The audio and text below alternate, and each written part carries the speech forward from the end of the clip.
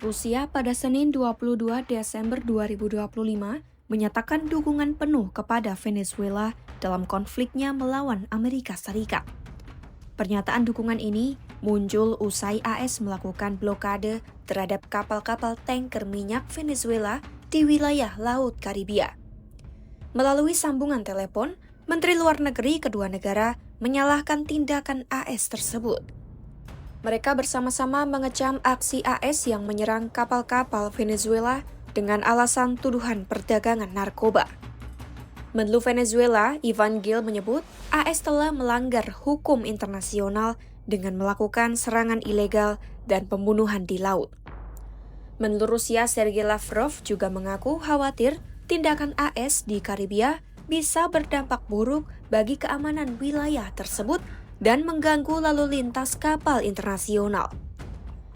Oleh karena itu, Rusia dan Venezuela sepakat untuk bekerja sama di tingkat internasional, terutama di PBB, untuk melindungi kedaulatan negara dari campur tangan AS. Negara lain seperti China juga mendukung Venezuela untuk membahas masalah ini di Dewan Keamanan PBB. Di lain sisi, pihak AS melalui Menlu Marco Rubio merasa tidak takut dengan campur tangan Rusia. AS menilai Rusia terlalu sibuk dengan perang di Ukraina sehingga tidak akan bisa berbuat banyak di Venezuela. Hubungan AS dan Rusia sendiri memang sedang memburuk karena konflik Ukraina yang belum usai. Sebelumnya, militer AS kembali melakukan aksi blokade kapal tanker minyak di lepas pantai Venezuela pada Sabtu 20 Desember 2025. Ini merupakan penyitaan kedua dalam waktu kurang dari 2 minggu seiring meningkatnya tekanan Presiden AS Donald Trump terhadap pemerintahan Presiden Venezuela Nicolas Maduro. Berdasarkan data pelacakan kapal tanker tersebut berbendera Panama dan diduga menggunakan nama samaran saat beroperasi di sekitar perairan Venezuela. Seorang pejabat AS menyebut pihak kapal berhenti secara sukarela saat diminta oleh pasukan Amerika. Aksi ini dilakukan bukan tanpa alasan.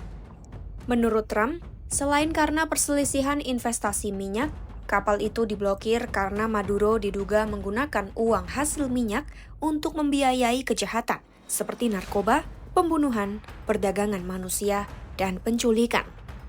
Pemerintahan Trump juga menghubungkan operasi ini dengan upaya memberantas penyelundupan fentanyl dan obat-obatan terlarang ke AS.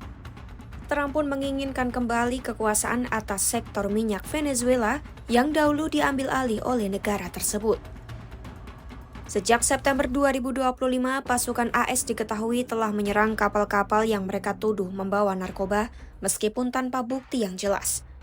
Akibat serangan ini lebih dari 100 orang tewas, termasuk para nelayan setempat.